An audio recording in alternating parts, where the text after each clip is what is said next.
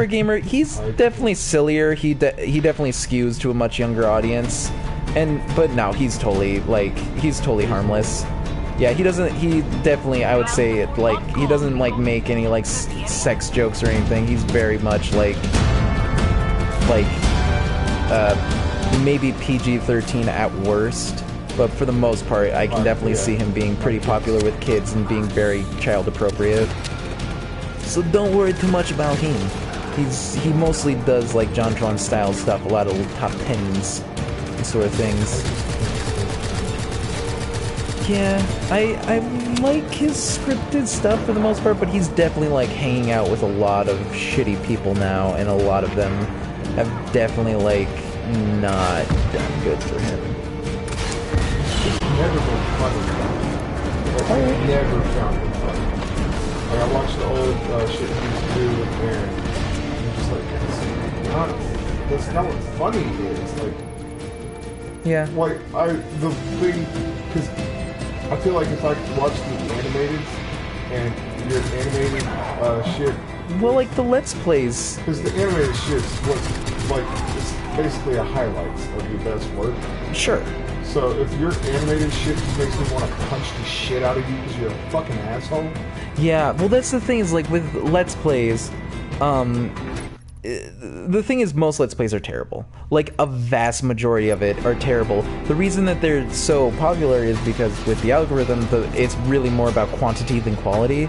And the thing is, if you make, like, 20 minutes of content a day, you're definitely gonna hit on, like, something funny at least once in a blue moon. Which is why PewDiePie baffles me. He has 55 million subscribers. He's the biggest person to ever be on YouTube or any streaming service, and he's never once made a good joke. I don't get it. That's why I don't like Markiplier's, because he'll just cut straight to the jokes. Yeah. Like, he'll cut out the extemporaneous stuff. Oh, sure. And I don't have anything against that. It's just not entertaining to me. I want to see the fucking game.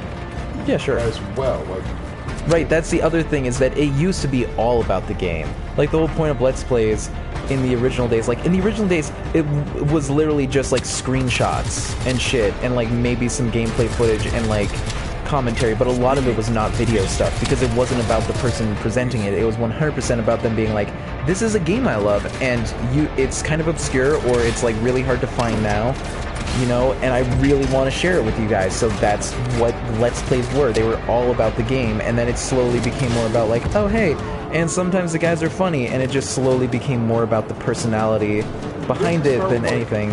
Video game nerd, just kind of like one of the forefathers. No, he's not a Let's Player. He's a reviewer. Yeah, but like what you were saying sounded more like a review than a Let's Play. Well, actually, no. What it started with was on Something Awful with Slowbeef and Lotax, who fucking started Something Awful.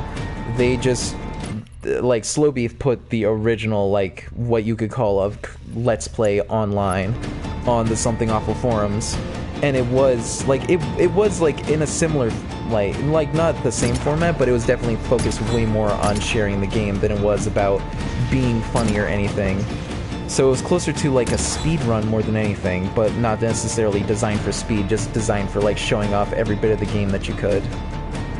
Like, it was more like a movie commentary with a game instead of a movie. Or like a riff track. Yeah, but it wasn't really designed to be humorous necessarily. Like, you'd make jokes sometimes if you were a funnier person, but it was really more about, like, just showing, like, why you love this game and, like, all the different things about it just while you play it. Like, just sort of showing, like, this is what the game is. Yeah, like, you probably won't get a chance to play this. Like, that's not really a thing now because it's so easy to find games. But at the time, like, fucking Phoenix Wright, like, Ace Attorney, super hard to find. Danganronpa was not a thing in the US really at all. Like, nobody, it was super obscure until it like became really big with Let's Players on Something Awful. And that's when it became bigger in the US. Because they showed, like, hey, you guys probably don't know about this game, but, like, here, I'll play it and you guys can check it out. And I love it a lot, and I'm sure you guys will too. So, like, that's how you would experience games, is you watch other people play them.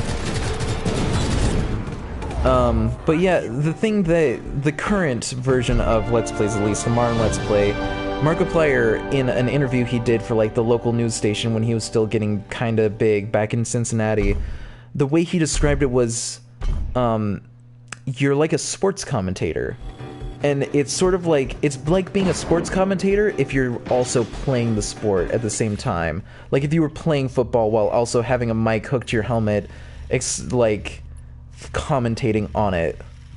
And I've always felt like that's the best thing. Like a lot of people like make the MST3K riff tracks like connection or like the movie commentary connection, but really it is more than anything like just making a commentary while also creating the content that you're like commentating on.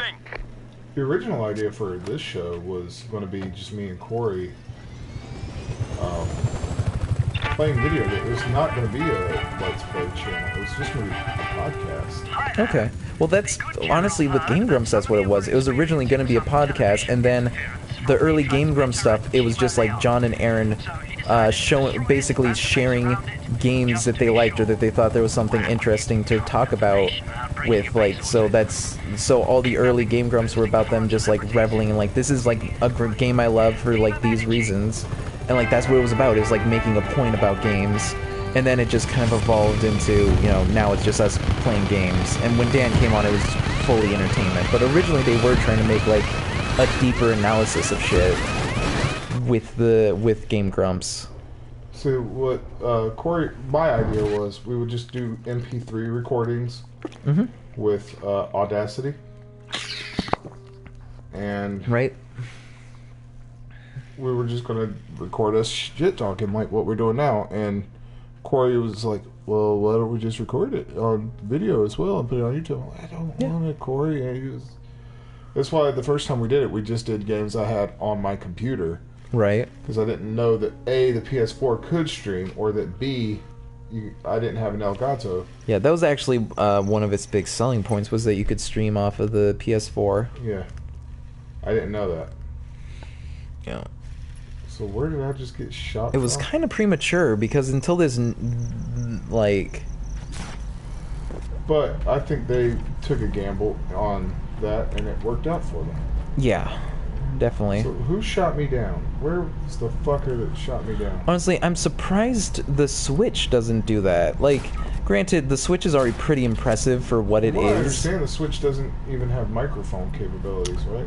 No. Oh, well, yeah, it does, but it can, it's pretty much just like any headset. Like, if you had, like, just headphones with, like, the microphone, like just like fucking Skull Candy with a little microphone dongle on it. Oh, okay. So you could use that, or you could like get something like that, or you could get like a converter down to like the 3/5 millimeter. But yeah, it's a pretty like, it is such an interesting device, because it is just like the most powerful handheld that's really ever been made, because you can just full on do like current generation games just on the go. And it's not like Vita where it's like remote play. It's like literally that's the whole game. It's right there. You're just fucking doing it like on the on that console, and then you can also put it on the dock, and that just puts it onto the screen. But like that's all it's really doing, is putting it onto the screen. And like the controllers themselves are just Bluetooth controllers. Like you can actually use them with your phone. I've done it a few times. The lag is terrible on it, but like that's literally all it is. And so, like, adding more to it, like, it's already shocking. Wow, what the fuck happened there? I requested a drop. Oh, I see. But, it's already so impressive what they've been able to cram into such, like, a relatively small device and make work, that, like, adding streaming capabilities or adding, like, more audio capabilities would be kind of, like, out of the question currently. Because I don't know how they would even be able to fit it in. Now where's the fuckers that shot me down? Do it. Do it. Do I'm it. gonna fucking fuck their day up. Let's see, where was I coming from? Where was I? I came from here, right? And I was heading this way, right? That's the power plant I just like rescued. Maybe. I'll be honest, I haven't been paying attention to the game at all. Danny. I'm You over are such a here Danny. trying to give us some content. Well, yeah. Oh, there it is. There they are. I relate to him more than anything, because, like, he's not really a gamer as much, but he still loves video games. Like, I'm terrible at games, but I love to play them, and I love so much about them. But for the most part, like, I definitely do prefer the backseat, let somebody else be good at games while I just kind of, like, ramble position. Well, if you think about it, you have a lot in common with Danny. Mm-hmm. You're both differently aged by a significant amount of years. Yeah. Danny's almost 40. That fucked me up when I realized that. Yeah. He's 36? In fact, no, he's like 39.